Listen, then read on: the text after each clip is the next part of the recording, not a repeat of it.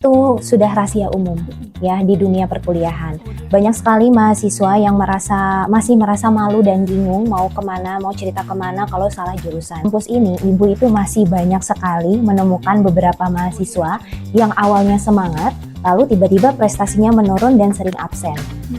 Mahasiswa itu pengen ikut-ikutan sama temennya, sama pacarnya, tanpa mengetahui ya mereka memilih jurusan apa dan tidak mendalami belajar apa. Nah, itu faktor pertama. Jurusan, tapi saya juga berpikir bahwa ketika saya merasa salah jurusan di semester ini adalah bukan waktu yang tepat. Iya, kalau misalkan jenuh itu biasanya sifatnya sementara. Kalau misalnya sifatnya sementara, biasanya karena pertama banyak tugas, dosennya killer, atau mungkin karena lagi fokus ingin liburan misalkan. Mungkin disarankan untuk mahasiswa bisa berkonsultasi dengan dosen pembimbing akademik atau mungkin konsultasi dengan bagian kemahasiswaan atau konseling di kampus ya, agar tahu akar permasalahannya di mana. Assalamualaikum warahmatullahi wabarakatuh. Halo teman-teman semuanya, kembali lagi di podcast kita hari ini. Hari ini kita akan membahas topik yang sangat menarik dan berkaitan erat dengan dunia kampus, khususnya mahasiswa. Di sini kita akan membahas tentang awas jangan salah jurusan. Nah, kita akan membahas tuntas mengenai fenomena ini secara langsung. Teman-teman, pernah nggak sih kalian bertanya-tanya, aduh, apakah aku sudah ada di jurusan yang tepat? Atau pernah juga merasakan merasa jenuh, lalu rasa lelah pada saat perkuliahan seperti itu, dan pernah juga merasakan apa jangan-jangan aku salah jurusan. Ternyata rasa yang dialami itu tidak hanya dialami oleh satu atau dua orang mahasiswa, tetapi banyak sekali mahasiswa yang merasakan hal seperti itu. Tapi apakah rasa itu benar-benar kita merasa salah jurusan atau hanya rasa jenuh di titik perkuliahan? Di episode kali ini kita akan membahas secara santai, mulai dari penyebab, faktor, dampak, dan juga bagaimana cara kita menangani kasus ini ketika kita berada di posisi tersebut. Tentunya saya di sini tidak sendiri, melainkan bersama narasumbernya langsung dari Universitas Umi Bogor. Beliau salah satu dosen prodi kebidanan, yaitu ada Ibu Nurul Herawati, SST MTS. Halo Ibu, gimana kabarnya hari ini? Alhamdulillah baik. Lia apa kabar? Alhamdulillah, saya juga baik Ibu. Ya. Nah, berkaitan dengan topik yang tadi saya sampaikan, di sini ada beberapa poin yang ingin saya tanyakan kepada Ibu. Yang pertama, menurut Ibu, seberapa sering fenomena salah jurusan itu terjadi di kampus kita atau di kampus lain? Oke, baik. Terima kasih kepada Lia atas pertanyaannya. Menarik sekali ya pertanyaan pertama ini ya. Memang untuk pertanyaan pertama, fenomena salah jurusan itu sudah rahasia umum ya di dunia perkuliahan. Banyak sekali mahasiswa yang masih merasa malu dan bingung mau kemana, mau cerita kemana kalau salah jurusan. Dan menurut Ibu, setahu Ibu ya, menurut yang Ibu cari gitu ya, data bahwa menyatakan memang masih banyak sekali mahasiswa yang salah jurusan. Jangankan jauh-jauh Lia, di kampus ini Ibu itu masih banyak sekali menemukan beberapa mahasiswa yang awalnya semangat, lalu tiba-tiba prestasinya menurun dan sering absen. Setelah diajak ngobrol bareng sama Ibu atau mungkin dosen pembimbingnya, ternyata akar permasalahannya adalah karena mahasiswa tersebut tidak ada jiwanya di jurusan tersebut. Gitu. Iya. Nah, biasanya mahasiswa itu kan sering mengalami rasa, aduh kayaknya aku salah jurusan nih. Nah, apakah ada faktor atau penyebab yang mempengaruhi sampai mahasiswa itu berpikir seperti itu, Ibu? Iya, Lia, betul sekali. Karena memang untuk pertanyaan Lia yang kedua ini sebetulnya sangat kompleks faktor-faktornya ya. Tapi ada 3 faktor utama yang biasanya sering diceritakan oleh beberapa mahasiswa. Yang pertama adalah faktor ikut-ikutan. Ya, ikut-ikutan di sini, pernah nggak Lia ngerasa pengen kuliah, ikut bareng sama teman karena kuliahnya di kampus X misalkan? Pernah nggak kayak gitu? Pernah kan? Nah, ini adalah faktor utama nih, Dek. Ya, karena mahasiswa itu pengen ikut-ikutan sama temennya, sama pacarnya, tanpa mengetahui ya mereka memilih jurusan apa dan tidak mendalami belajar apa. Nah, itu faktor pertama. Faktor kedua karena ekspektasi versus realita. Ya, ekspektasinya mahasiswa itu kadang lihat di medsos, oh ternyata kampus ini seru banget nih.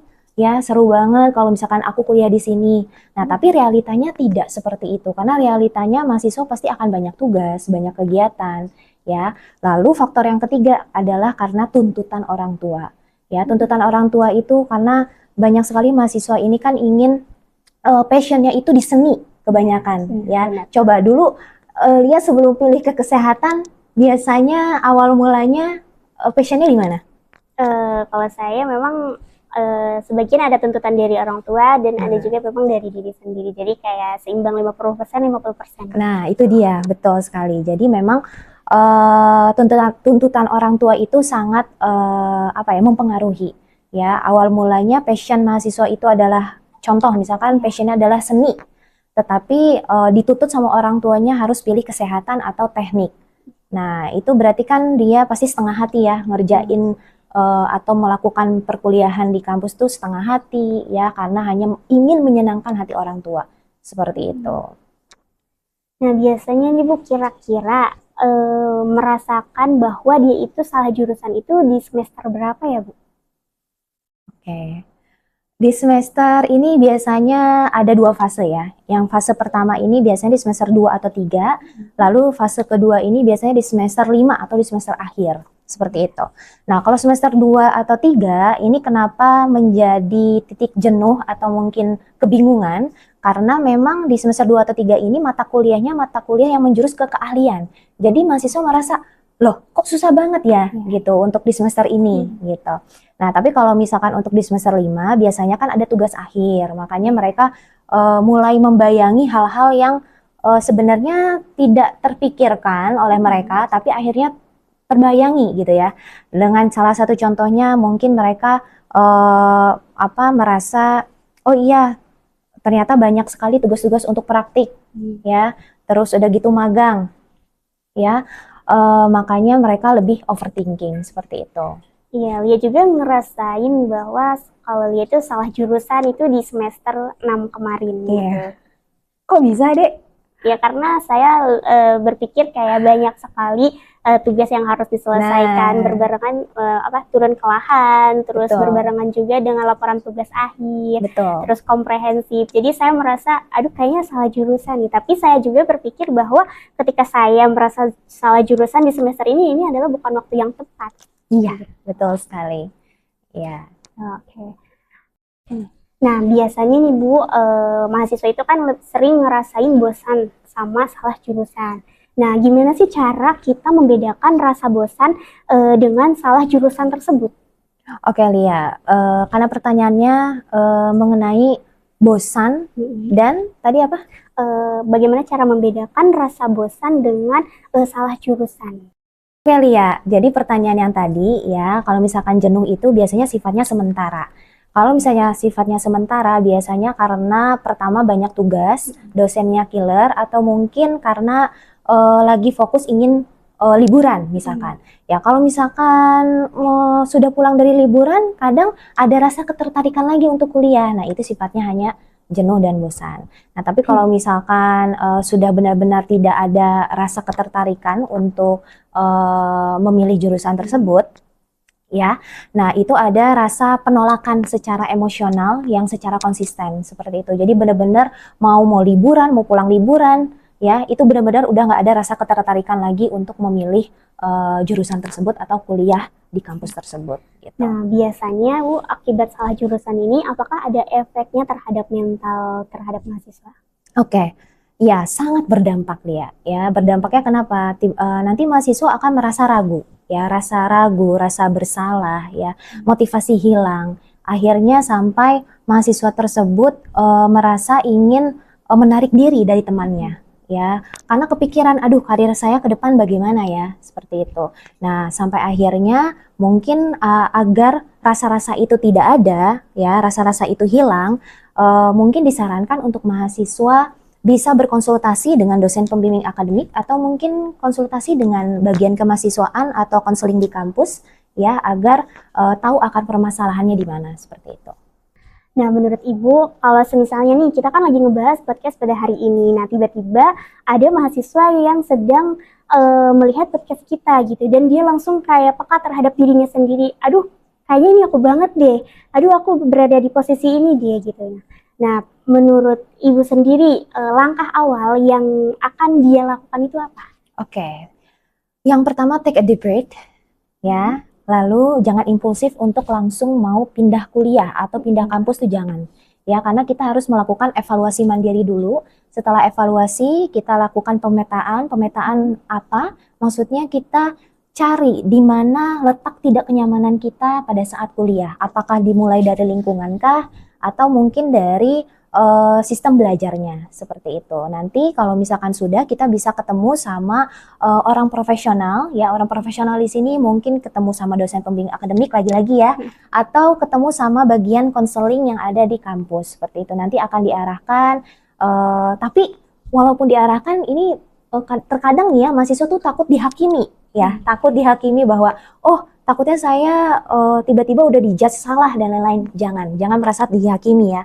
Karena memang bagian kemahasiswaan atau konseling di kampus itu malah ingin membantu atau mencarikan jalan keluar. Seperti itu. Nah, biasanya ya Bu, mahasiswa itu sering mengalami rasa dilema. Dilema dalam artian, apakah saya harus tetap bertahan di jurusan ini atau saya harus berpindah ke jurusan lain. Nah, bagaimana cara kita sebagai mahasiswa untuk mengatasi dilema tersebut? Oke, baik. Untuk bertahan atau tidaknya, biasanya kalau bertahan, itu biasanya di semester 5 atau semester akhir ya. Kenapa bertahan? Karena pertama proses studinya sudah sangat jauh, ya. Kedua juga investasi untuk biaya waktu sudah sangat besar, ya. Dan ketiga memang untuk waktu lulusnya juga sangat cepat, sehingga peluang waktu untuk kerja, ya, dan untuk mengenal lebih jauh apa kompetensi atau minat juga akan lebih cepat untuk diketahui seperti itu. Oke, lanjut untuk yang tadi bertahan sudah, berarti kalau untuk pindah jurusan berarti pada saat di semester awal-awal, semester 1, 2, atau 3. Kenapa? Karena memang biasanya di awal-awal ini merasa minat dan bakatnya tidak sesuai dengan jurusannya. Kalau tidak sesuai dengan jurusannya, itu adalah salah satu alternatif yang paling realistis untuk kalian langsung pindah jurusan. Seperti itu. Gimana cara kita agar tidak merasa salah jurusan yang kedua kalinya ya Bu? Dan bagaimana cara kita mengenali diri kita yang sebenarnya? Oke, untuk mengenal diri sendiri itu atau potensi biasanya tidak hanya bertanya pada diri sendiri, tapi kita harus berdasarkan dari pengalaman. Pengalaman apa? Misalkan kita mengikuti tes minat dan bakat atau psikotes di dalam kampus. Dari sana kita mengetahui apakah kita itu sudah sesuai dengan jurusan atau tidak, gitu ya. Nah, sebagian mahasiswa kan sering merasa salah jurusan dan ingin pindah. Tapi semisalnya nih kita gak bisa buat pindah gitu karena mungkin ada beberapa faktor entah itu dari biaya ataupun mungkin dari segi apapun itu ya Bu. Nah, bagaimana cara kita untuk berdamai terhadap diri sendiri dengan keadaan tersebut? Oke, terima kasih pertanyaannya, bagus sekali ya. Berdamai itu adalah fase di mana kita tidak menyalahkan diri sendiri, ya. Maka dari itu mahasiswa jangan merasa overthinking, ya, perihal apakah saya sudah benar atau apakah saya sudah sempurna atau belum. Jangan berpikiran seperti itu, ya. Jadi tetap maju ke depan, ya, memikirkan ke depannya apakah apa yang sudah diambil jurusan itu adalah takdir dia dan memang itu pun sudah sangat usaha dia ya, dari awal sampai akhir itu harus dilalui gitu, dan tidak ada yang sia-sia ya untuk keputusan yang diambil gitu. Nah, menurut Bu Nurul, dari pembahasan kita yang telah kita bahas, kesimpulannya salah jurusan itu suatu kegagalan yang fatal atau bagaimana, Bu? Ya, baik. Menurut saya bukan kegagalan yang fatal, karena memang masih banyak sekali usaha-usaha mahasiswa yang bisa dilakukan untuk memperbaiki kesalahan atau keputusan yang mereka ambil. Jadi jangan merasa overthinking, lagi-lagi ya, jangan merasa overthinking ya, merasa bahwa wah kayaknya ini saya salah deh ngambil jurusan gitu. Jadi jangan merasa salah. Ya, tapi sebagian mahasiswa pasti merasa bahwa salah jurusan itu hal yang sangat fatal. Iya, Tapi ya itu kembali lagi dari segi mental masing-masing. Apakah bisa menerima ya dengan keputusan yang sudah diambil? Karena kadang keputusan yang sudah diambil itu tidak sesuai dengan realita gitu. Kalau misalkan mahasiswa itu sudah menerima sesuai dengan realitanya, pasti dia akan menjalani sampai selesai. Ya, terakhir nih Bu, sebagai closing statement atau ada pesan penyemangat untuk teman-teman mahasiswa di luar sana. Oke. Untuk pesan-pesan Ibu yaitu kepada semua mahasiswa, tentunya bukan hanya di kampus Universitas Umi Bogor, tapi mahasiswa semua yang ada di luar sana. It's okay not to be okay. Kalian bisa membuat keputusan besar di kehidupan kalian itu tidak menjadi salah satu keputusan yang salah. Karena menuju sukses itu tidak selalu linear, tidak selalu lurus-lurus begitu saja. Jadi harus mahasiswa yang Ibu cintai, yang Ibu banggakan, harus berani mengambil keputusan, ya, tetap semangat, jangan terpengaruh oleh kata-kata orang lain, karena memang kata-kata orang lain terkadang membuat kita menjadi overthinking atau breakdown, ya, seperti itu. Jadi mungkin dari Ibu tetap semangat. Oke, terima kasih banyak Ibu atas ilmu yang telah Ibu berikan. Sebenarnya ini sangat singkat, tapi sangat berpengaruh terhadap mahasiswa yang sedang dilema atau sedang mengalami situasi seperti ini. Iya. Nah, teman-teman, mungkin itu saja pembahasan kita pada siang hari ini. Mudah-mudahan pembahasan ini sangat bermanfaat untuk kita semua, khususnya bagi mahasiswa Universitas Umi Bogor. Pesan saya terhadap mahasiswa UNMI dan mahasiswa di luar kampus lainnya, tetap semangat dalam menjalani dunia perkuliahan dan jangan pantang menyerah. Sebelumnya saya ucapkan terima kasih kepada Ibu atas jawaban-jawaban yang sangat menarik dan sangat membangun bagi mahasiswa. Iya, sama-sama Lia. Baik teman-teman, sampai jumpa di podcast Ruang BK selanjutnya. Sekian dari saya. Wassalamualaikum warahmatullahi wabarakatuh. Waalaikumsalam warahmatullahi wabarakatuh.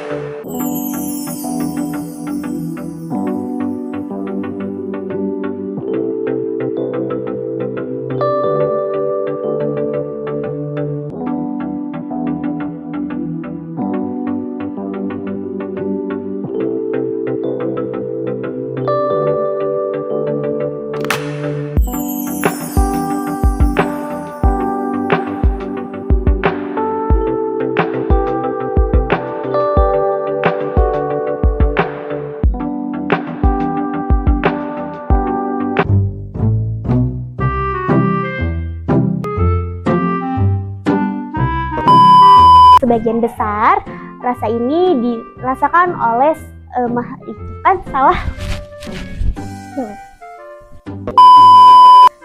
kayak bimbingan dengan dosennya itu kayak takutnya ya jadi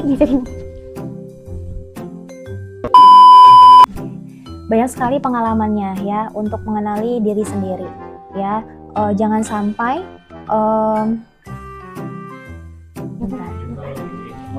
mau lihat dulu. Kenapa aku jadi ngeblank?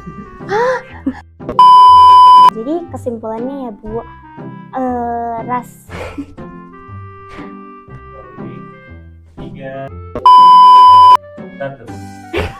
kamu jangan ketawa ya. Nahan ketawa itu. Baik teman-teman, sampai jumpa di ruang podcast. Adik, ada Mas Andi ya, jadi ada ini. Enggak, emang gugup aja. Bukan karena dia. Takut dia kegeeran ya. Oh iya.